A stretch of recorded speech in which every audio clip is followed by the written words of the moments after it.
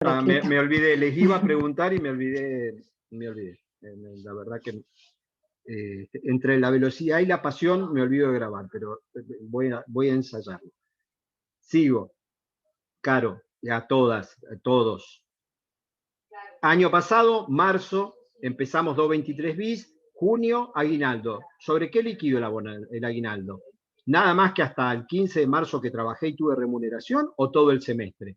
Se resolvió, la mayoría resolvió pagar el aguinaldo sobre el semestre, por más que lo percibido durante gran parte de ese semestre era suma no remunerativa. Lo mismo pasó cuando, con peor razón, en el segundo semestre hubieron trabajadores que no volvieron a trabajar y todo junio hasta diciembre estuvieron cobrando sumas no remunerativas. De hecho, hay hasta la actualidad trabajadores que no han sido reincorporados y siguen cobrando por 223 bis sumas no remunerativas. Si lo analizás técnicamente, Caro, que fue tu duda, vos tenés razón. Al ser una suspensión y al no ser remuneración, no debería computarse a ningún fin. Es más, no debería devengar ni vacaciones, porque ¿cómo devengaría vacaciones a alguien que está suspendido y que no está trabajando y no está cobrando salario? Bueno, la pandemia en esto también ha superado muchísimo a lo que podía ser el concepto de estas sumas negociadas no remunerativas del 223 bis. Y en la realidad, en la práctica, se ha resuelto lo mismo liquidar vacaciones, lo mismo otorgar vacaciones, lo mismo tenerlo en cuenta a los fines del aguinaldo. ¿Por qué? Porque estamos en una situación de excepción. Un segundo para contar y que entiendan. Este artículo apareció en los 90 de la mano de las crisis de las automotrices. Cuando las automotrices tienen que, en el caso de Córdoba, Rosario, cerrar porque se estaban fundiendo, se genera esta figura de, che, en vez de cerrar y en vez de suspender y no pagar nada, esperemos X tiempo a que se reactive la actividad y se apareció la figura del 223 bis. Y se usó en aquella época, después no se usó más. De hecho, era un artículo que nosotros explicábamos muy al pasar como parte de las sumas no remunerativas y no mucho más. Hasta que ahora, marzo del año pasado, la pandemia lo volvió, lo sacó, lo trajo, dijo, bueno, esta es la única forma, porque no se puede suspender por fuerza mayor, por caso fortuito, no se puede, porque está prohibido. Pero sí se puede negociar esa suspensión a cambio de una suma no remunerativa, que es lo que se está haciendo. Bien. Caro acaba de tirar su ametralladora de 3-4 preguntas juntas. A ver, otro que tire 3-4 juntas y seguimos. Hola, profe, buenas noches. Buenas noches, Sol. Preguntita media simple, humilde mi pregunta. No. Artículo 76. Sí. Reintegro de gastos y resarcimiento de daños. ¿Es lo mismo que viático? No, no es lo mismo.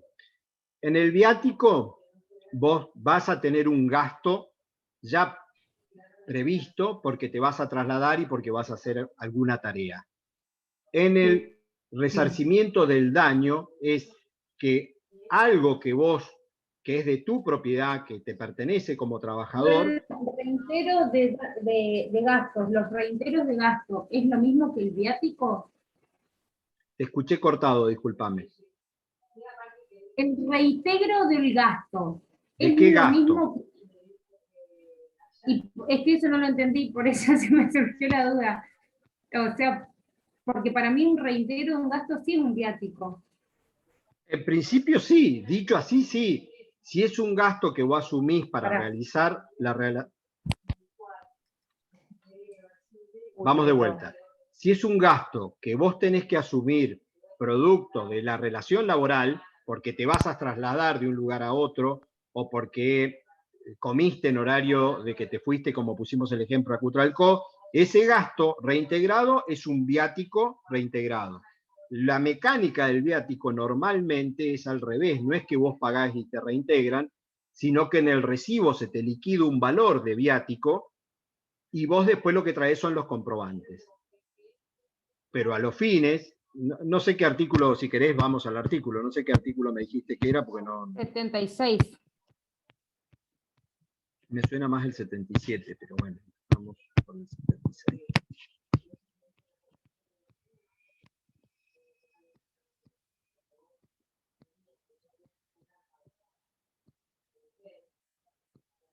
25 deber de seguridad, reintegro de gastos y resarcimiento de daños. Son dos cosas distintas. El empleador deberá reintegrar al trabajador los gastos suplidos por este para el cumplimiento adecuado del trabajo. Eso puede ser perfectamente un viático. Eso puede ser un viático. Esa era mi pregunta. Por sí. eso y me surgía como muy similar. Sí, es un viático, exactamente. Es un viático. Listo. Bien. Pero el segundo párrafo es otra cosa, es resarcirlo de los daños sufridos en los bienes por el hecho o en ocasión del mismo. Ahí estás hablando de bienes que son del trabajador y que producto del empleo y de la realización del empleo se rompen, se dañan. Suponete por ejemplo, en el visitador médico, el auto. Exactamente, exactamente. El auto que es de su propiedad y se termina averiando o se rompe o se funde o tiene un choque. En ese caso, pero no vayas a algo tan complejo, anda a algo más sencillo. Vos ponés tu notebook en el trabajo, no te la da el empleo, vos usás la tuya. Y usando la tuya se rompe. Bueno, va a tener que ser reparada. Otra, mucho más sencilla y mucho más común. Sos un peón rural que preferís llevar tu tijera para podar, porque es mucho más eficiente y podás más rápido. Se rompe, te la tienen que reponer. O resarcirte el daño. Eso es lo que es la segunda parte del 76. Bien. Perfecto, gracias, profe.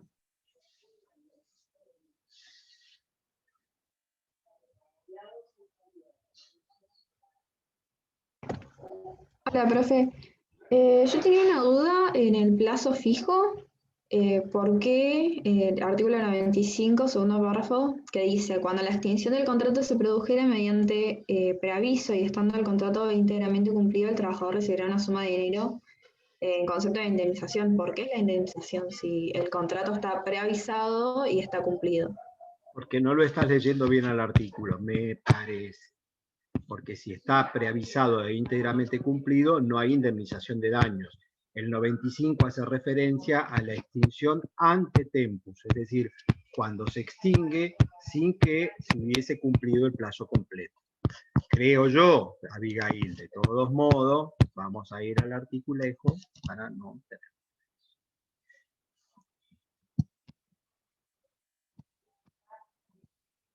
...94, 95. Despido antes del vencimiento del plazo. Indemnización. En los contratos a plazo fijo, el despido injustificado dispuesto antes del vencimiento del plazo dará derecho al trabajador, además de las indemnizaciones que corresponda por extinción del contrato en tales condiciones, a la de daños y perjuicios provenientes del derecho común, la que se fijará en función directa de lo que justifique haber sufrido quien los alegue o que a falta de demostración fije el juez o el tribunal. Cuando la extinción del contrato se produjera mediante preaviso y estando el contrato íntegramente cumplido, el trabajador recibirá una suma de dinero equivalente a la del 250. O sea que ahí no hay daño, sino que te remite al 250. Y el 250, acordate que es el que dice que si tuvieras un contrato superior a un año, cobras la mitad de la indemnización, es decir, cobras la del 247. Pero si el plazo del contrato fuera menor de un año, no cobras ninguna indemnización. Entonces vamos de nuevo a Abigail a ver si yo te lo puedo aclarar. El 95 en realidad lo que contempla es la indemnización por daño por la ruptura ante tempus. Es decir, vos tenés un contrato a plazo fijo, supongamos de 10 meses, y al mes 4 extinguen sin causa. Entonces, vas a tener derecho a la indemnización común, la del 245, y a su vez, si invocás y probás, vas a tener derecho a una indemnización por daño en los términos del Código Civil y Comercial, la del derecho común. Siempre dijimos, o cuando lo explicamos lo dijimos y lo recuerdo ahora, que ese daño, como está sujeto a prueba, puede que vos acredites un daño mayor o puede que no acredites daño. Si no acreditas daño, no vas a cobrar ninguna indemnización de daño, porque se rige por las normas del derecho civil. Ahí termina la parte importante del 95. El segundo párrafo remite a otro artículo, que es, estoy en un contrato a plazo fijo, lo preaviso 30 días antes y se extingue por cumplimiento del plazo. Lo lógico parecería ser que en ese supuesto no haya ningún tipo de indemnización, pero el legislador dice, ojo, si lleva un año, más de un año de antigüedad ese contrato, lo mismo va a cobrar indemnización aun cuando se ha extinguido debidamente preavisado y el plazo cumplido. esa indemnización es la que está prevista en el 250, que el 250 te remite al 247, que el 247 es la mitad del 245. Todo esto lamentablemente es así con citas de artículo, pero en términos conceptuales es la mitad de la indemnización común por despido sin causa. Eso es lo que corresponde. No sé si fui claro, Abigail, o si te armé más de pelote que solución. No, sí, es que pasa que no entendía por qué. Después tenía una duda sobre contrato de trabajo y relación de trabajo, como que no sabían dónde está la diferencia, porque en los dos casos hay subordinación técnica, jurídica y No, el otro. hay una diferencia sustancial en eso, en el modelo que ha elegido tomar nuestro derecho laboral. La diferencia sustancial es que el contrato es el acuerdo de voluntades y la relación es la ejecución efectiva de la tarea. Y esa diferencia muchas veces es muy palmaria. ¿Por qué? Les ha explicado seguramente Sergio la preguntita que siempre se hace. ¿Puede haber contrato sin relación? ¿Puede haber relación sin contrato? Ahí juega la presunción del 23. Puede que yo genere un contrato laboral, es decir, llegue a un acuerdo de voluntades para comenzar a trabajar dentro de 30 días. Entonces, ¿qué hay ahí? Hay contrato, pero todavía no hay relación. ¿Por qué no hay relación? Porque la efectiva materialización de la tarea todavía no se ejecutó. Vos venís, Abigail, y nos juntamos mañana viernes en el estudio. Yo digo, mira, estoy tomando secretaria, vos me contás que estás estudiando Derecho, me va bien, me gusta. Vos me decís, pero tengo horas finales. En realidad yo el lunes no puedo empezar, doctor. Puedo empezar recién el 1 de junio. Bueno, perfecto. Mirá, estás contratada. La remuneración es esta. El 1 de junio a las 8 de la mañana vos presentás. ¿Qué hay ahí?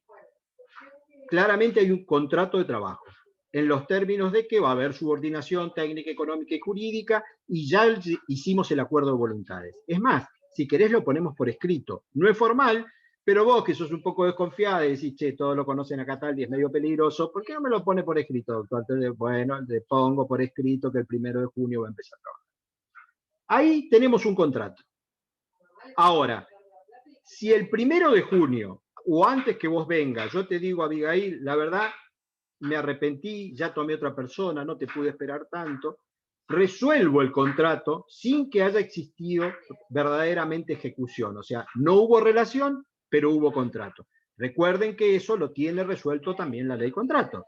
Y dice que si se llega a resolver el contrato sin relación, la indemnización que se abona como mínimo es un mes de sueldo. ¿De qué sueldo? ¿Del pactado o de la remuneración convencional que corresponde? Ahora, ponemos otro ejemplo distinto ahora.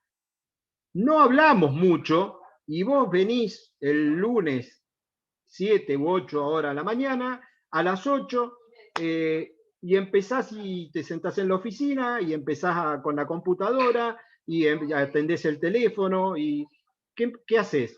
Empezás a trabajar, o sea, ejecutás directamente las tareas. ¿Qué hay ahí? Apareció la relación laboral.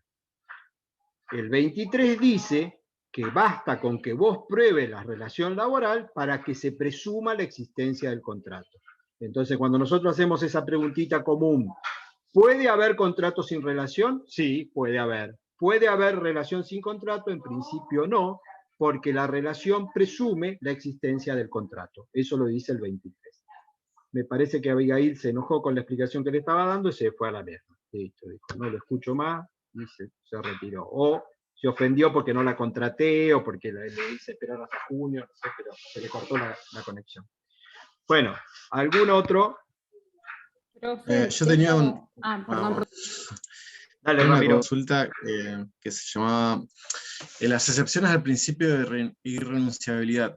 Yo tenía anotadas 5. Renuncia al empleo, prescripción, desistimiento de la acción, desistimiento de derecho, conciliación y transacción. No Te sé faltó si estaban bien o caducidad. no estaban. Te faltó caducidad. Te faltó caducidad, Ramiro, porque acordate que es la renuncia al empleo, si la excepción en el sentido de la formalidad de cómo es, pero que se puede renunciar, prescripción y caducidad, que si bien son distintas, las damos juntas por la naturaleza jurídica de ambos, conciliación y transacción, desistimiento de la acción y desistimiento del derecho. Esas son las excepciones al principio de renuncia. Gracias. Se me había cortado, profe. Nos dimos cuenta que te enojaste, Abigail, que no te gustó la respuesta y directamente te ofendiste y hiciste tuco. No, para nada. contame si se entendió o te quedó algo ahí en el tintero como para ya irlo reformulando.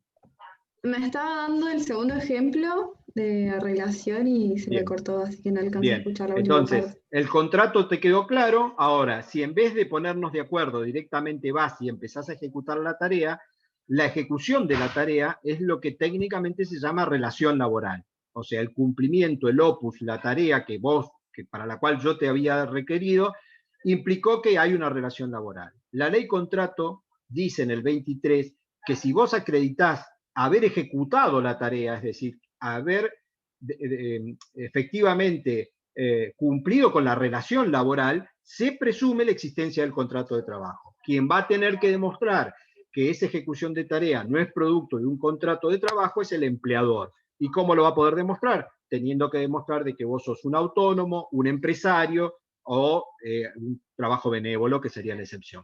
Pero si no, lo que la ley presume es que si hay relación, hay contrato. Entonces, a las preguntas estas genéricas, retóricas que hacíamos. ¿Puede haber contrato sin relación? Sí, porque puede haber acuerdo de voluntades y la ejecución está diferida. ¿Puede haber relación sin contrato? No, porque si hay relación, se presume la existencia del contrato de trabajo. Entonces, no es lo mismo el contrato y la relación en el modelo argentino.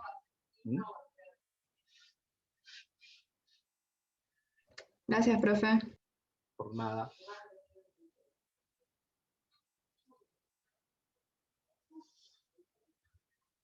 Profe, yo tengo acá anotado que usted había dicho, bueno, no sé si lo dijo, pero yo lo anoté, y me parece que está mal lo que anoté, entonces quería sacarme la duda. Porque en el tema de las licencias de vacaciones y eso, el mensualizado, ¿se dice? Sí, mensualizado. Bueno, sí. Cobra el mes entero dividido por 30 y el jornalizado es el mes más alto dividido por 25. No. Me parece no. que está mal porque era por 25. ¿Se acuerda que habíamos hecho la 25. Cuenta?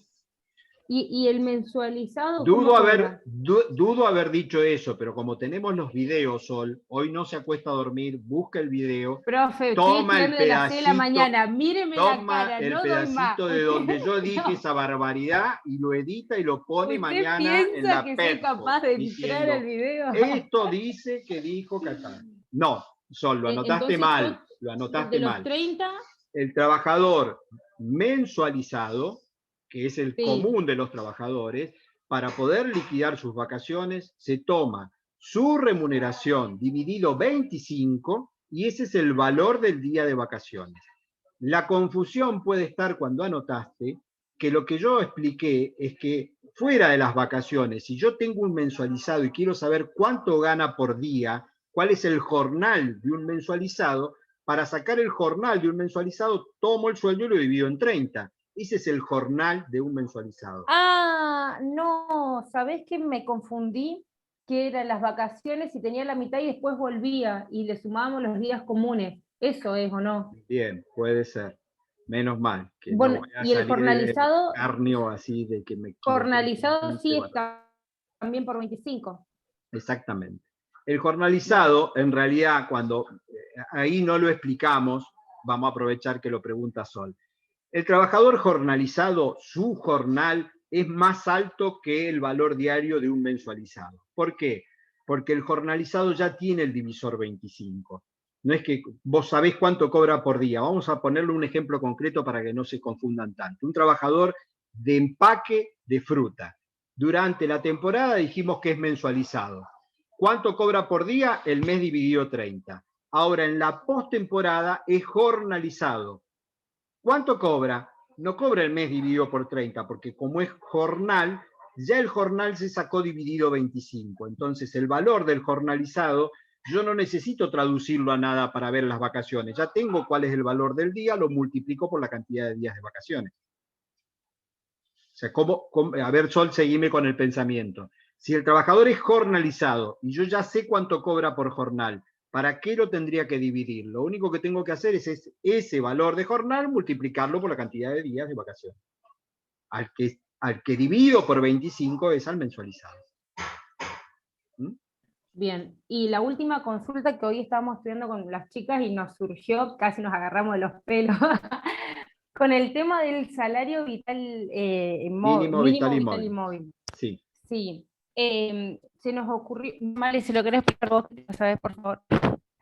Te cedo la palabra, el de la proporcionalidad de las 4 horas. Preguntábamos el hecho de que el salario mínimo, por ejemplo, podían ser 10.000 pesos, y es, bueno, de las 8 horas y las 48 horas. ¿Qué pasa si la persona trabaja 4 horas nada más? Se aplica la proporcionalidad. Se aplica la proporcionalidad.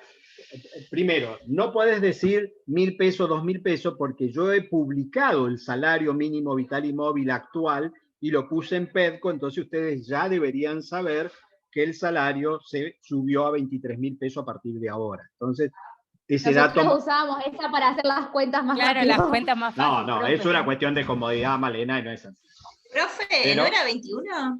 21,250, 21 y pico creo que es. No me acuerdo la escala porque está hasta marzo del año Sí, que 21. viene pactado. Bueno, Caro, Pero que leyó, nuestra por duda- supuesto, lo tiene. La duda es fácil, Sol, y la resolvieron con sentido común. Cuando se publica el salario mínimo vital y móvil, se publica para un trabajador de jornada completa, entendida como tal la jornada legal, 8 horas semanales, 8 horas diarias, 48 horas semanales. Si el trabajador es a tiempo parcial, es decir, 50% de la jornada, para hacerlo más simple, lo que tiene como salario mínimo vital y móvil es el 50%, es decir, es la mitad del salario que está previsto para el de jornada completa. De todos modos, recuerden que la incidencia del salario mínimo vital y móvil en nuestro país es muy baja. ¿Por qué? Porque las actividades todas están alcanzadas por los salarios dispuestos en los convenios colectivos a través de la paritaria salarial del sector. Y todas las paritarias tienen valores salariales más altos, bastante más altos que el salario mínimo vital y móvil. Un empleado de comercio tiene un salario, digamos, mínimo de unos 45.000 pesos, que es casi el doble del salario mínimo vital y móvil. Profe, ¿se aplica para las trabajadoras de casas, o sea, las domésticas? El salario mínimo vital y móvil en la actualidad es también referencia para los rurales y para los trabajadores de casas particulares. Hace unos años no, pero en la actualidad sí. Si leen el decreto, van a ver que el decreto expresamente lo dice. Porque mi duda era que en la clase yo había entendido que el piso era el salario que decía la ley, pero bueno, después los convenios fijaban las variaciones, ¿no? Entonces yo como que no entendía si, por ejemplo, decía, no sé cuánto dijo, 23.000 y algo de salario mínimo en la ley y trabajaba menos, ¿no era que se pagaba igual el salario mínimo como piso? No, creo que está generando o que se te generó una confusión. Permitime Yo tenía tratar entendido de... que el salario mínimo vital y móvil se aplicaba de forma subsidiaria si no había convenio colectivo. Exactamente, pero permitime que le expliquemos a Sol, vamos a entre todos tratar de aclarar. Si leéis lo que dice la ley contrato, pareciera que la referencia es que ese valor que se fija como salario mínimo vital y móvil es con lo cual vos debés garantizarle a un trabajador la alimentación, la educación, la recreación, todo. Ese es el objetivo del salario mínimo vital y móvil. En realidad, ese piso salarial en nuestro país casi no se aplica. ¿Por qué casi no se aplica? Porque solo sería de aplicación para aquellas actividades que no tienen convenios colectivos con paritarias salariales. Porque si vos tenés un convenio colectivo y estás alcanzado por un convenio colectivo, el salario de tu actividad se fija negociando en lo que se llama la paritaria salarial entre la cámara empresaria con la que vos estés negociando y el sindicato con personería gremial. Ahí se discute y se acuerda un valor salarial.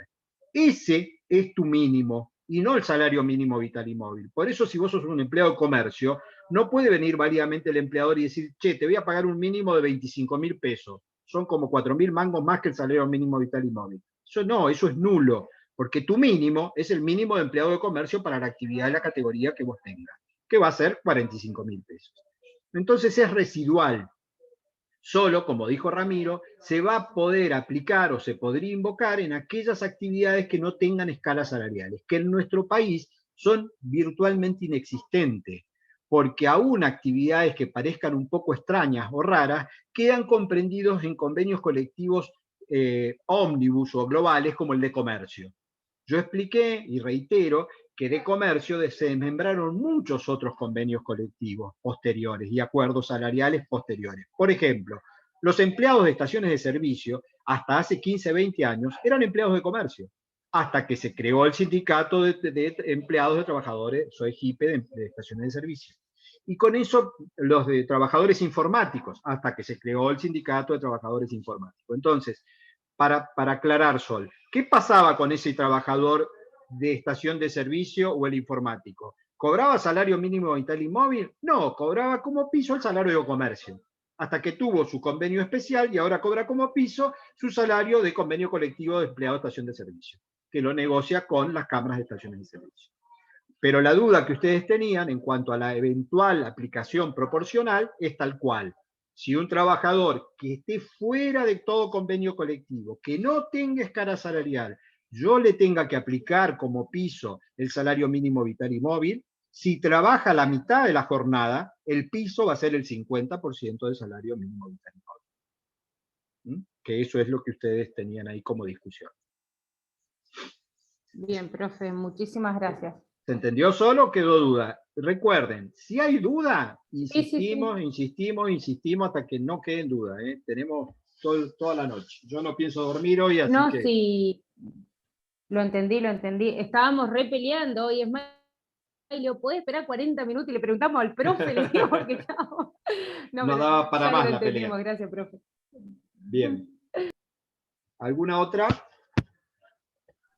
Yo tenía otra consulta con respecto, porque seguramente me quedó mal anotado, en la regla de indubio pro operario, los tipos de sistemas que había. Era el sistema de desguace, de conglomamiento por instituciones, condición más beneficiosa, y no sé si me faltó alguno y cómo era cada uno, porque como que los anoté sobre. Hiciste una linda mezcla, o sea, anotaste cosas sí, que están despelotadas, entonces vamos a ordenarlas entre todos. El principio es el principio protectorio, principio madre con raigambre constitucional en el 14 bis. Dentro del principio protectorio hay tres reglas. La primera regla es el indubio pro operario, la segunda es el de la norma más favorable y el tercero es el de la condición más beneficiosa. Hasta ahí estamos, Ramiro. Entonces, indubio pro operario, sí. Dentro del indubio pro operario, tres reglas. Vamos a principio protectorio, dentro del principio, yo mismo te estoy armando más de pelote. Dentro del principio protectorio, tres reglas. Dentro de esa regla, la primera, la del indubio pro operario, no tiene sistema de aplicación. El sistema de aplicación es para el de la norma más favorable. ¿Por qué? Porque el indubio pro operario, lo que dice la regla, es que en caso de duda, primer supuesto que tiene que darse es que exista duda, no se puede resolver contra lege. En caso de duda, se deberá estar en la interpretación a favor del trabajador. Y la pregunta es, ¿la duda sobre qué puede recaer? ¿Sobre cuestiones de hecho o sobre cuestiones de derecho? ¿O sobre ambas? Recuerden que ese artículo fue modificado, ya hace años, 10 por lo menos, y en realidad en la actualidad es tanto sobre dudas sobre cuestiones de derecho como cuestiones de hecho en el caso concreto. Eso es el indubio pro operario. Ahora viene la segunda regla, la regla de la norma más favorable. Y aquí es donde hay un tema que por eso se te mezcló. Porque yo digo, bueno, en caso de colisión de normas, debo aplicar la más favorable al trabajador. ¿Cómo es que puede darse colisión de normas? En aquel momento dijimos, recuerden, que el trabajador puede estar alcanzado por la ley contrato, por un convenio colectivo, por un estatuto especial y por un acuerdo individual. Pusimos 4 orígenes de disposiciones normativas que alcanzan. Y hace muy poquito Sol preguntó, che, ¿y cómo es esto? ¿Hay una pirámide? ¿Se aplica primero la más importante y después? Yo dije, no, en el ámbito del derecho laboral no rige la estructura de la pirámide kelseniana, sino que se aplica justamente esto, la regla de la norma más favorable. Bueno, pero ¿cómo hago para saber cuál es la más favorable? Aquí sí, el legislador le impone al juez un único sistema. El sistema se llama conglobamiento por instituciones u orgánico. Esa es la única forma válida de resolver la norma más favorable. ¿Y en qué consiste el conglobamiento por instituciones u orgánico? Debo tomar el instituto sobre el que estamos discutiendo, por ejemplo, vacaciones, por ejemplo, extinción, por ejemplo, jornada. Ustedes ya vienen estudiando los institutos a esta altura del cuatrimestre, y una vez que digo es este el instituto, tengo que analizarlo integralmente y compararlo, es decir, ¿dónde está resuelto de manera más favorable el funcionamiento de este instituto? En el convenio colectivo, listo, tomo el convenio colectivo y lo aplico para resolver la situación. Eso se llama conglobamiento por instituciones u orgánico, a diferencia de los otros dos sistemas, porque en realidad aquí sí, Ramiro, y por eso se te armó toda la melange, aquí sí hay tres sistemas. Uno es el sistema que nosotros llamamos del desguace, es tomo de cada una de las disposiciones normativas lo que más me gusta y armo un engendro, un monstruito, y lo aplico al caso concreto. Eso está prohibido. Y el otro sistema es por exclusión, necesariamente tengo que aplicar o toda la ley contrato, o todo el convenio colectivo, o todo el acuerdo individual, o todo el estatuto especial. Eso tampoco es válido. La ley da un único sistema como válido, que es el de conglobamiento por instituciones u orgánicos. Y te quedó la tercera regla del principio protectorio, que es la condición más beneficiosa, que aquí es una situación fáctica o de hecho, donde el trabajador que ya goza y tiene una condición no puede ser perjudicado y no puede perderla, o el empleador no puede variársela. Si recuerdan, habíamos dado el ejemplo de la secretaria en mi estudio que trabaja todas las semanas de lunes a viernes 8 horas, o sea, trabaja 40 horas. Yo no podría, invocando que el convenio de comercio tiene una jornada de 48, la semana siguiente decirle, mira, ahora no trabajas más 40, tenés que venir 8 horas más en la semana. ¿Por qué? Porque estaría alterando una condición más beneficiosa que ella ya tiene. Ahora, si contrato a un nuevo empleado, puedo perfectamente decirle, acá se trabaja todas las semanas 48 horas. Y podría él decir, no, porque esto me perjudica, no, porque la condición él no la tiene, la condición la tiene el que ya viene trabajando antes. No sé si fui claro, Ramiro. Sí, clarísimo. Y la última condición más beneficiosa, entonces sí está plasmada en la legislación. Sí, sí, por supuesto que está. Sí, sí, está. Es un derecho, la condición más beneficiosa. Estas tres reglas del principio protectorio, las tres están en la ley contrato. Fíjense en el artículo 9 y las van a ver. Artículo 9, primero párrafo y segundo párrafo. Listo. Muchas gracias. Profe, Sí, escucho. yo tengo una duda, o sea, tengo anotado acá, cuando vimos también lo de remuneración, Sí. el artículo 104, en Sí. formas de determinar la remuneración, Sí. tengo escrito que en caso de que sea, de ser así, o sea, si se puede estipular toda comisión, en caso de que no haya comisiones, no pueden no pagarme, o sea, que se tiene que pagar igual. Esa parte lo escribí, pero hoy que lo leo no lo entiendo. Bien. O sea, ¿qué hay en esa comisión? Bien. La pregunta que nos habíamos hecho es, en las distintas formas de pactar la remuneración, habíamos visto que una de esas era la comisión. Y yo le pregunté, che, ¿puede celebrarse un acuerdo donde el trabajador solo cobre por comisión? La mayoría dijo no. Yo dije, sí, puede. Pero ¿qué pasa? Porque salió de esa discusión, alguno dice, che, y si no tiene comisión, ¿por qué no vende? Es un vendedor de auto. Y producto de este despelote que tenemos de pandemia, no vende auto el tipo. ¿Qué? ¿No cobra nada? No. Una cosa es que si yo puedo pactar o no la remuneración íntegramente a comisión, y otra muy distinta es que no tenga un mínimo garantizado. Y el mínimo garantizado sí lo tiene. Siempre el básico convencional es el piso de la remuneración que ese trabajador va a tener derecho a cobrar. ¿Por qué? Porque la ley le garantiza que tiene un mínimo, estas son mis hijas que a las 20 me empiezan a llamar, siempre tiene un mínimo garantizado y ese mínimo garantizado es la escala convencional aplicable. Entonces, suponete, Georgina, que vos pactás remuneración íntegra comisión. y la comisión por venta de auto es 20.000 pesos la venta de cada auto. Ese tipo vende en el mes solo un auto, 20.000, pero la remuneración básica del convenio son 50. ¿Cuánto cobra? ¿20 o 50? Cobra 50, porque el mínimo que tiene garantizado es la escala salarial del convenio colectivo. Vende 0. ¿Cuánto cobra? 50. ¿Por qué? Porque el mínimo que tiene garantizado es el convencional. Ahora, vende 6 autos a 20.000 pesos cada uno. ¿Cuánto cobra? ¿50 o 120? 120, porque por algo tiene pactada la comisión. Entonces, lo que tenés que tener en cuenta es que no hay prohibición de que toda la remuneración sea comisión. Lo que hay prohibición es de no garantizar el mínimo del básico convencional. Y esto ocurre igual cuando se pacta destajo. Dimos el ejemplo del cosechador por bins. El cosechador a cada bin le pacto, no sé, 1.000 pesos. Y el jornal diario del trabajador en cosecha, supongamos que es 3.500 pesos. Si el tipo hizo 3 bins, no cobra 3.000 pesos, cobra 3.500, porque es el mínimo. Pero si hizo 5 bins, no cobra 3.500, cobra 5.000, porque cobra 1.000 por bins.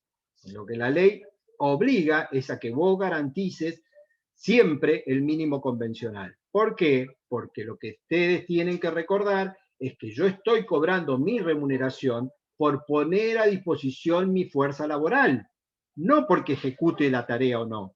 Porque el vendedor de auto te dice, che, escúchame, yo no estoy vendiendo, pero porque no entra gente a comprar, no porque yo no venga. Yo voy todos los días, me paro ahí, espero y no entra nadie, ni las moscas entran. Entonces, lo mismo, mi salario tiene que estar garantizado. ¿Se entendió, Georgina, lo que habías anotado? Sí, profe, ahí cuando dio el ejemplo de las ventas que lo habíamos hablado en la clase me acordé, pero no puse el ejemplo en el apunte y no me acordaba el tema. Bien, no importa. Bueno, ¿alguna otra pregunta? Una consulta sobre el examen. Sí, Ramiro. ¿Tiene que involucre en antigüedad, días hábiles, inhábiles, hijos, no tener hijos y así?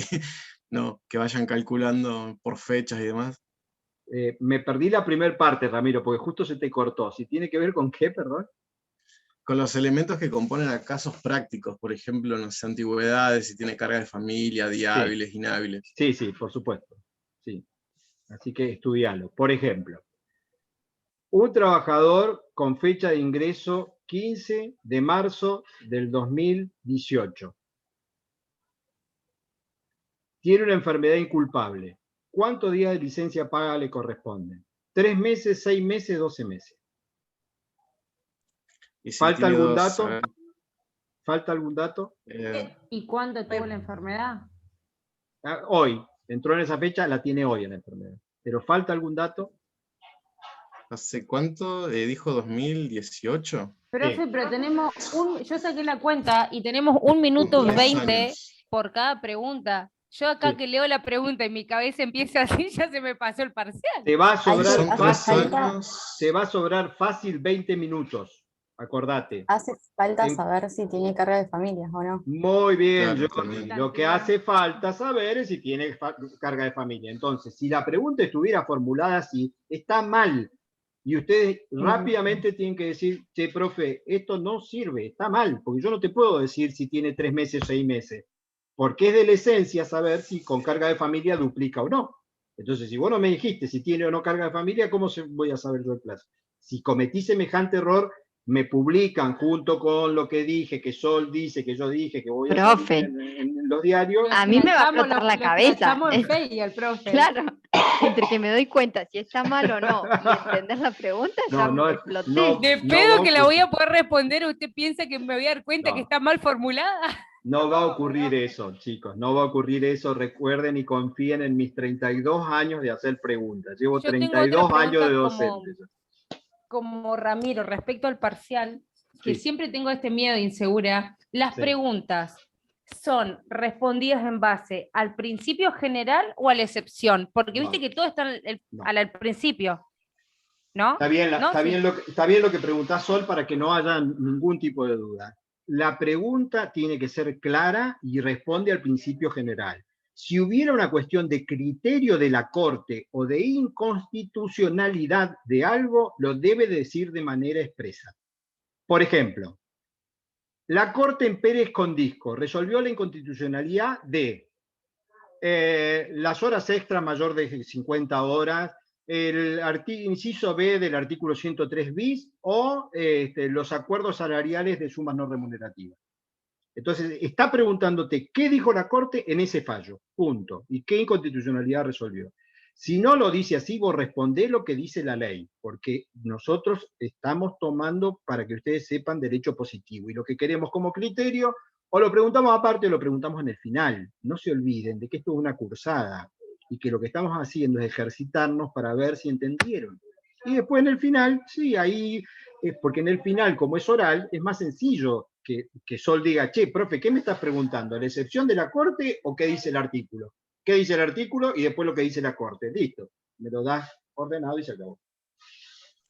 ¿Profe, puso pregunta de fallos? Sí, por supuesto. De los fallos de la Corte que hemos mencionado, hay preguntas. Los tres. Ay, no En remuneración hemos mencionado. No me las conté. Profe, viendo el artículo 174, hoy tengo ganas de pelear, Sí. desde una perspectiva de género. Sí. No, pero no, hablando en serio. ¿No es un poco, hablando de trabajo de mujeres, cuando dice, bueno, al principio de no discriminar, qué sé yo, no sé cómo formular la pregunta, pero no es un poco, ¿por qué se le da 2 horas de descanso al mediodía? ¿Para que les cocinemos? No, profe, ¿por qué se le da 2 horas de descanso al mediodía? Sí. ¿No es un poco discriminador eso hacer una diferencia en descanso en el mediodía?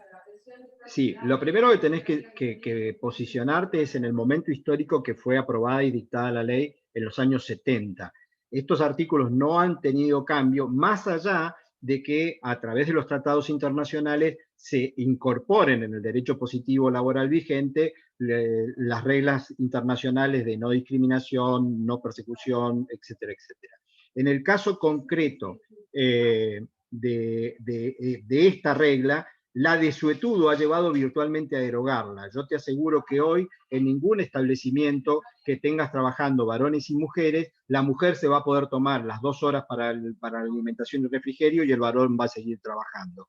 Ni siquiera se pide permiso a la Secretaría de Trabajo, como decía la norma que la autoridad de aplicación podía dispensar. En la práctica, si se trabaja corrido en el establecimiento, todo el mundo trabaja corrido. No hay distinción entre sexos. Profe, igual Sí. la ley también sigue siendo discriminativa, porque, o sea, pone todo el tiempo trabajador, en ningún momento pone trabajadora, simplemente en los artículos donde habla de la mujer.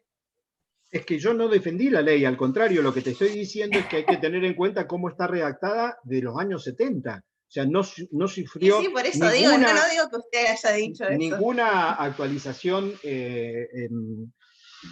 no solo en la redacción, sino en temas muy sustanciales como los que vimos el otro día, por ejemplo, de la licencia por paternidad, presumiendo de que solo la mujer va a tener la licencia porque es la que va a hacerse cargo del chico, el padre no va a ir nada más que a inscribirlo, con esa locura de que un día tiene que ser hábil. Todo eso ha quedado realmente anacrónico en la ley. Por eso en el material que le subí, habían pedido algunos de ustedes que participáramos con material, creo que Malena me había pedido, subí material a esa carpeta y van a encontrar no solo qué es lo que pasa a nivel internacional, sino las críticas concretas a través de cómo los tratados internacionales incorporados a nuestro país le pasan por arriba a la ley contrato.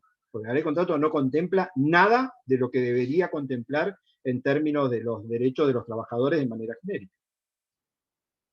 Alguien preguntó, alguien quería levantar la mano, no sé qué dijo Zaira, que no están levantando la mano. Bien. ¿Algo más? ¿Escucha Se te escucha mal, Zaira. bien? ¿Querés preguntar escribiendo? Ay, este internet. Eso sí lo escuchamos. Vino de atrás de este internet y una puteada que fue sí, con punto suspensivo, pero lo escuchamos. Sí, justo. Alcancé a apagar el micrófono.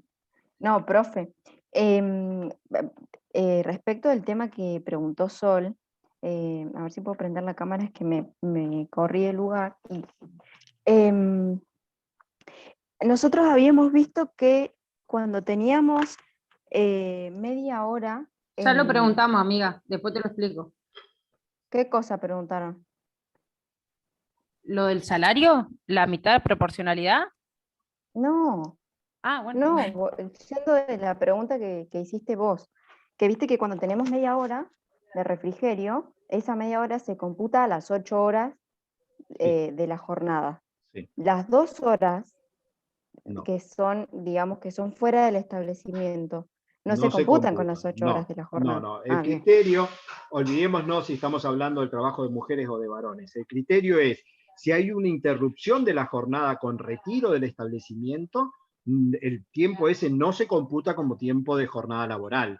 Ahora, si yo me quedo y el refrigerio lo hago dentro del establecimiento, así sea media hora, 40 minutos o una hora, eso sí es tiempo de trabajo, porque normalmente el refrigerio se hace mientras se sigue trabajando. Pero si yo me voy del establecimiento, corté la jornada. Ujú. Bueno, ¿le puedo hacer otra pregunta? Esa era la que gusta. En la ley de teletrabajo, sí. En el artículo 8 de reversibilidad, el último párrafo dice: en los contratos que se pacte la modalidad de teletrabajo al inicio de la relación, el eventual cambio a la modalidad presencial operará conforme a las pautas que se establezcan en la negociación colectiva. Sí, pero Entonces, anda al decreto reglamentario. Anda al decreto reglamentario. Anda al decreto reglamentario del artículo 8 y vas a ver que el decreto reglamentario eso lo modificó en el sentido de que directamente no lo deja sujeto a la negociación colectiva, sino que dice que no podrá haber reversibilidad cuando desde el inicio se haya pactado. Claro, porque yo me acuerdo que eso lo habíamos visto en clase. Pero eso surge el decreto reglamentario y el decreto reglamentario está en PEPCO, Zaira, es fácil. Ah, bien, lo tenés ahí. Lo voy a buscar entonces. Sí, búscalo. Porque cuando lo leí me olvidé del decreto y dije, no, pero ¿cómo puede ser si habíamos visto que no se podía? Otra que dijo, Cataldi se equivocó, lo voy a poner acá y va a salir. Pero... Vamos a hacer el listado de las barbaridades que dijo Cataldi y lo ponemos en YouTube. Bueno, y una preguntita más. Sí. Nosotros habíamos visto que en el contrato a plazo fijo, si excede los 5 años, muta el objeto y pasa a ser a contrato de tiempo indeterminado. Y una compañera le preguntó cuál era el plazo del contrato eventual y usted dijo, si no me equivoco, que me corrijan, que la ley no lo establece, pero que se entiende que puede ser de 1 año. No me parafraseen, por suerte están los videos. Yo lo que dije, que la ley contrato no lo dice, pero que la ley de empleo 24013 dice que el plazo es de 1 año. Y hay toda una discusión que no quise meterme. Es de 1 año, no quise meterme porque hay una discusión de doctrina y de jurisprudencia de cómo se interpreta eso, ese limitante que le puso la ley de empleo. Pero como concepto de derecho positivo, tomen lo que es 1 año. Y surge la ley 24013, que es la ley de empleo. Bien. ¿Qué más surge, qué más surge, Zaira, de la ley de empleo respecto al contrato eventual? ¿Qué requisito tiene la ley de empleo que no tiene la ley de contrato? Esta es una pregunta del parcial, ya se las hago. ¡Profe! Me mataste. Ay, no. Chicas, ayúdenme.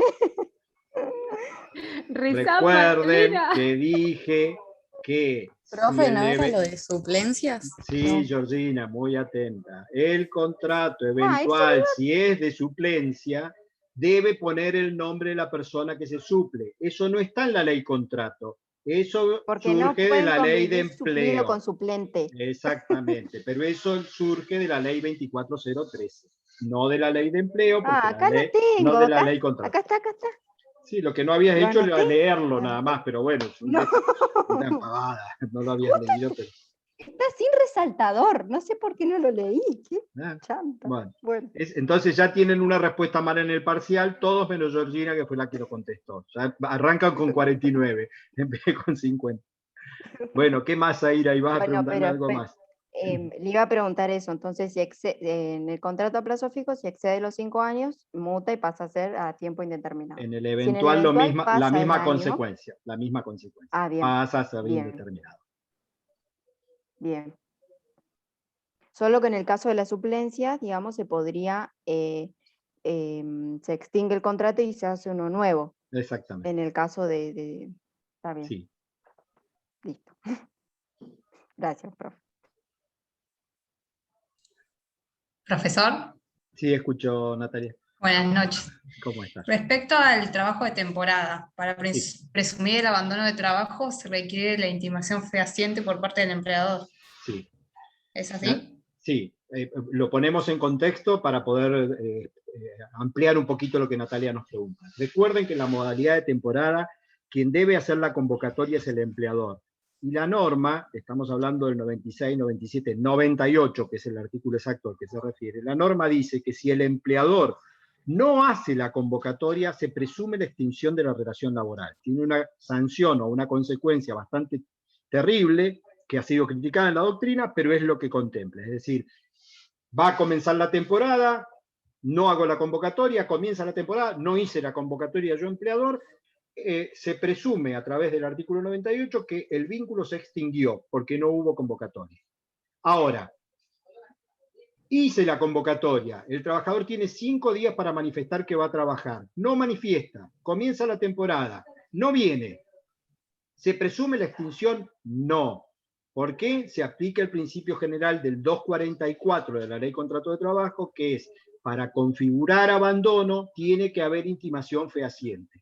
Y la convocatoria por medios idóneos no se entiende como una intimación fehaciente. Entonces, si el empleador lo que va a querer es ir en búsqueda de la extinción por abandono, va a tener que hacer una intimación por un plazo mínimo razonable, 2 días hábiles laborales, y vencido el plazo, si no se presenta el trabajador, recién ahí hace efectiva el apercibimiento y extingue por abandono de trabajo. Entonces, Natalia preguntó y respondió correctamente. Yo lo que hice fue meterlo dentro del contexto para que nos acordáramos un poco todo de lo que estamos hablando. Si el trabajador no se presenta, no se extingue el vínculo, hay que aplicar el principio general del 244. Hay que intimar, plazo mínimo, 2 días hábiles laborales, no se presenta, recién ahí configura el abandono. Respecto a las vacaciones, sí. El derecho a gozar, para gozarlas no se requiere antigüedad. No. Pero para fines de liquidación, ¿entendí bien? Para gozarlas en forma íntegra, sí se requiere haber trabajado la mitad de los días hábiles laborales del año. Pero si no trabajé la mitad de los días, no es que no voy a tener vacaciones, voy a aplicar la regla de la proporcionalidad, 1 cada 20, o sea, un día de vacaciones por cada 20 días trabajados. Ok. Y lo último, respecto a prestaciones complementarias, sí. La vivienda tiene carácter remunerativo, sí. Pero solo no tiene ese carácter en los casos del inciso D.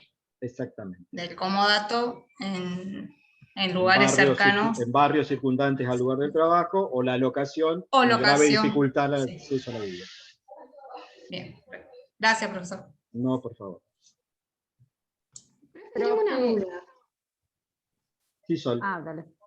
Respecto a la pregunta que hizo la compañera Natalia de las vacaciones, cuando no daba la antigüedad que se tomaban la mitad de los días hábiles, ¿no? Que era el principio de proporcionalidad. No, ¿qué te preguntaba? Si no daba, vamos de nuevo, la mitad de los días hábiles, ¿se tomaban los feriados? No entendí esa parte. Si ¿se contabilizaban los feriados o no? Para llegar.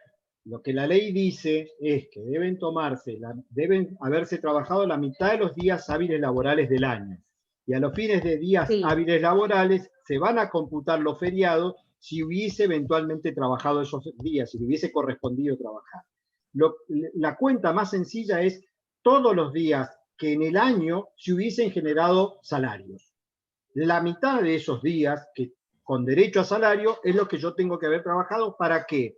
Para gozar las vacaciones íntegras del periodo, que serían, si tengo menos de 5 años, 14 días, después 21, después 28, después 35.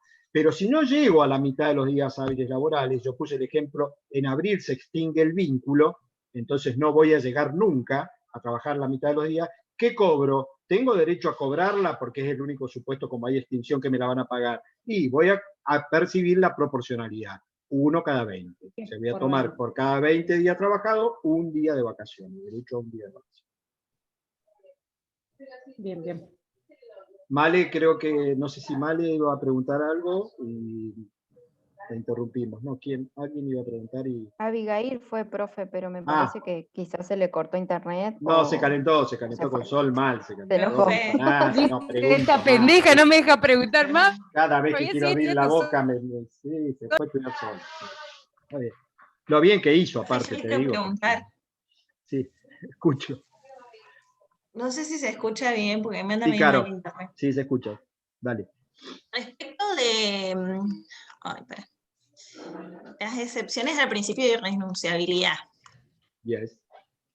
En el desistimiento de la acción, usted habla de, no, en la conciliación y transacción, que habla de homologar. ¿Qué es lo que se puede homologar? Porque me quedó la duda, yo no estuve presente en esa clase y vi su clase igual, pero me quedó la duda de qué cosas se pueden homologar, porque usted dice que tiene que ser un derecho cierto o algo así. Lo bueno es que ustedes tienen una gran virtud que estoy descubriendo, que es mezclar todo, o sea, lo ponen en una coctelera, lo sacuden y después queda todo desparramado, la culpa es mía. Yo soy un despelotado dando las clases. Vamos a ser bartender. Aparte de darlas rápido, las doy todas mezcladas, parece. Vamos a aclarar un poco el concepto. Le tocó una mala cursada este año. Profe, sí, como sí, esas novias tóxicas que dice, tiene los videos, tiene las capturas, No, yo lo que estoy descubriendo es que me estoy poniendo viejo y voy a tener que rápidamente jubilarme, porque ya si no voy a salir así en un listado de errores. Vamos a explicar el contexto de la pregunta de Carolina. ¿Es válida la conciliación y la transacción en el derecho laboral? Sí, es válida. Se puede conciliar y transar más allá de que esto hace ruido a la luz del artículo 12, porque el principio es la irrenunciabilidad. Entonces, si yo no puedo renunciar y conciliar y transar es concederse y ceder mutuamente derechos, ¿cómo podría conciliar si no puedo renunciar? Entonces, por eso es que de ese contexto, Caro, es que dijimos, la ley exige, para que sea válida una conciliación o transacción, que yo la pueda ejercer sobre derechos litigiosos. Si no son litigiosos, si son derechos ciertos y concretos, por esa la confusión que vos tenés, no puede haber conciliación. ¿Por qué? Yo trabajé el mes completo, mi remuneración son 50.000 pesos, no me pagaron. Si yo voy y quiero reclamar y me dicen, está bien, te pago, pero te pago 30, no puede haber conciliación. ¿Por qué? Porque hay un derecho concreto, que es que trabajé y que mi salario es 50. ¿Qué podríamos ahí conciliar? Que me vas a pagar 50 por empezar, pero que no me lo vas a pagar todo junto porque estás en una mala condición y me lo vas a pagar en 2 cuotas. ¿Eso sería una conciliación? Sí, podría ser una conciliación, la forma del pago dividido, pero no una reducción. Entonces, para que la conciliación sea válida, requiere el lugar donde se va a celebrar, que no es en cualquier ámbito. La conciliación solo puede ser celebrada ante la autoridad administrativa o ante la autoridad judicial. Es decir, no puede haber conciliación en un escribano, ni puede haber conciliación en un estudio jurídico. La conciliación tiene un lugar determinado por la ley. Y no basta solo con hacerlo ahí, sino que requiere un acto expreso, que es la homologación. ¿Y qué implica la homologación? La homologación implica que la autoridad administrativa o la autoridad judicial han evaluado que esa justa composición de los intereses y derechos de las partes no implica afectar el principio de irrenunciabilidad, porque si lo afectara, no puede homologar. Entonces, cuando vos decís, che, pero entonces, ¿qué puede homologar? Y puede homologar si hay derechos litigiosos. Cambio el ejemplo. Yo trabajé un mes y no me pagaron, 50.000 pesos. Profe. Sí, Caro. ¿Puedo hacer una pregunta antes? Voy a batir un poco más la costelera, ¿no? Dale. ¿Pero podría aplicarse en el 223 bis esto o no? No, el 223 bis no es conciliación, sino que es un acuerdo de suspensión concertada, que es diferente, porque no vas a trabajar y estamos viendo cuánto te van a pagar. En la conciliación lo que tiene que haber son intereses de las partes que sean contrapuestos, que sean litigiosos, que sean discutidos. En el ejemplo que recién te di, te debo 50.000 pesos porque te debo un mes, pero aparte vos decís, me debés un mes y me debés 20 horas extras. Y el empleador dice, no, no te debo ninguna hora extra, no trabajaste vos horas extras. No, yo sí las trabajé. No, no. Y bueno, ¿cómo podemos probar eso? Y a través de un juicio. Vos vas a tener que, trabajador, demostrar de que efectivamente te quedaste fuera del horario y que hiciste 20 horas extra. Interponés la demanda, reclamás los 50.000 pesos de sueldo y las horas extras. Cita el juez a la audiencia de conciliación en un momento determinado y dice, muchacho, hay que arreglarlo este juicio. Es un mes de sueldo y horas extras. Y el empleador dice, sí, pero no trabajó horas extras. Las horas extras vos estás reclamando, suponete 20.000 pesos más. Y el empleador dice, bueno, mira, sin que implique reconocimientos de hecho ni derecho, te ofrezco 10.000 pesos por las horas extras y los 50.000 del sueldo que sí te debo, y eso te lo pago en 2 cuotas. O sea, son 60.000 pesos, 2 cuotas de 30 y terminamos. ¿Eso es una conciliación? Sí, es una conciliación. ¿Puede ser homologada? Sí. ¿Por qué? Porque el sueldo se va a pagar íntegro y las horas extras, como todavía no está aprobado, el juez no tiene elementos, lo que hay es un derecho controvertido. Es que el trabajador dice que las ejecutó y el empleador dice que no. Entonces, sobre eso sí puede haber transacción. Sobre eso sí puede haber una homologación válida. Pero no sobre, mismo ejemplo, 50 horas de jornales y 20, 30 de horas extra, y dice, te pago 20.000 pesos por todo concepto y listo. No lo puede homologar el juez, porque si el sueldo está reconocido que se debe completo, no puede homologar por debajo del sueldo, porque eso sería violar el principio de irrenunciabilidad. ¿Bien? ¿Se entendió, Caro? Claro, pero igual aunque esté controvertido, ¿no estaría renunciando también a la mitad de, no lo sabés, de las horas extras? No lo sabés, porque vos tampoco, vos estás presumiendo que son reales, pero no sabemos. Hasta tanto no tengamos pruebas, ¿qué sabemos si son reales? O si las infló un poco, o si las inventó. No lo sabés, por eso ahí es la controversia. Me quedó claro, profe, gracias. Esto se suele dar mucho, yo puse un ejemplo muy, muy básico, se suele dar mucho en los despidos. Yo, empleador, te despido con causa. Digo que hay una injuria grave porque vos le faltaste el respeto al jefe de recursos humanos y lo insultaste. El trabajador niega la existencia de la injuria. Dice, no, jamás yo dije nada. De hecho, fue él el que me provocó a mí. Se produjo lo mismo el despido causado. Viene el trabajador e inicia un juicio diciendo, este despido no tiene causa, la causa es falsa o es desproporcionado. Vamos con el juicio para adelante. En un momento determinado hay audiencia de conciliación. El monto que demandó por la indemnización del despido, por las multas, por esto, son 500.000 pesos. El empleador dice, no te debo nada, yo te despedí bien. Pero bueno, a los fines de una conciliación ofrezco pagarte 200.000 pesos. Y vos decís, che, pero eran 500 versus 200. Bueno, el tribunal mira, observa qué es lo que tiene, cómo está la liquidación, qué es lo que se está conciliando y puede homologarlo. ¿Por qué? Porque lo que hay ahí es un derecho litigioso. El trabajador dice que está mal despedido y el empleador dice que lo despidió bien. Hasta tanto no tengamos sentencia, eso es un derecho litigioso. Sobre eso sí se puede conciliar. Bien. Pero creo que si no tiene pruebas, pero el empleador dice, bueno, no tengo pruebas, pero te pago la mitad. ¿No está haciendo como un reconocimiento tácito? No, es que nunca el empleador va a decir no tengo pruebas. Sería pésimamente asesorado. ¿Cómo te va a decir te despido sin prueba, pero te despido igual? Ahí sería imposible invocar el despido. No, perdón, el trabajador dice, yo no tengo pruebas de que yo no lo injurié al otro. Ahí. No, bueno, ahí te metiste en un tema de cargas probatorias, quién tiene que demostrar determinado hecho. Vamos a explicarlo muy breve porque yo ya siento olor a comida acá en casa y ya tengo como hambre. Entonces, si yo, empleador, invoco una injuria, que es que agrediste al jefe de recursos humanos, la prueba la tiene que hacer el empleador. O sea, el principio es quien invoca el hecho debe probarlo, más allá de la teoría de la carga dinámica de las pruebas.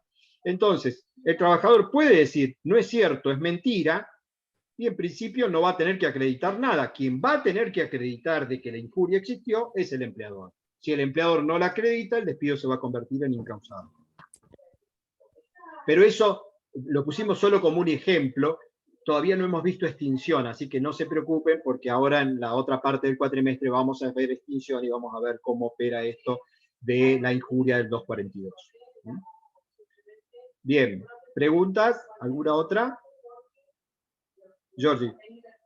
Si puede, sobre la jornada, cuando vimos jornadas insalubres, cuando eran mixtas, me generó la misma duda que tuve en la clase. Bien. De cuando se superaban las 4 horas insalubres. No, más de 3. Más de 4 ya deja de ser mixta. Esa. Esa parte, si la podía volver a explicar. Cómo no.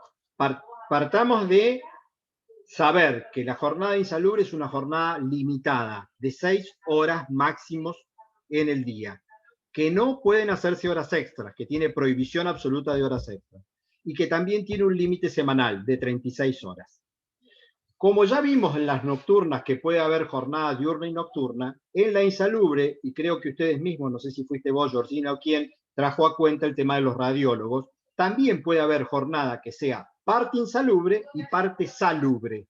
¿Por qué? Porque estoy trabajando en rayos, estoy expuesto a rayos, esa jornada es insalubre como tal. Pero luego hago los informes en otro lugar, fuera de la zona de rayos, donde estoy haciendo tareas administrativas y esas tareas no gozan de la declaración de insalubridad.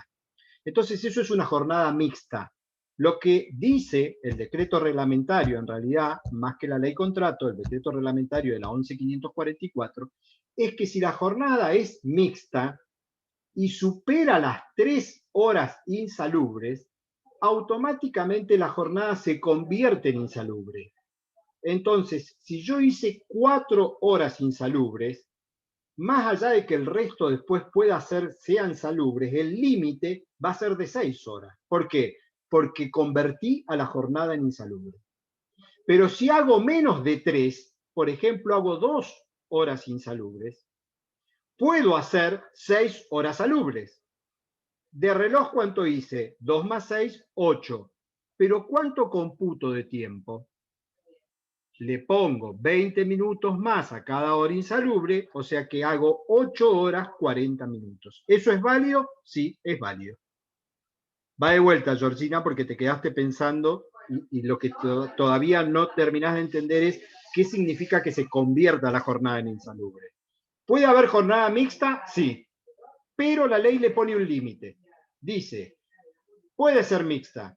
3 insalubres, banco.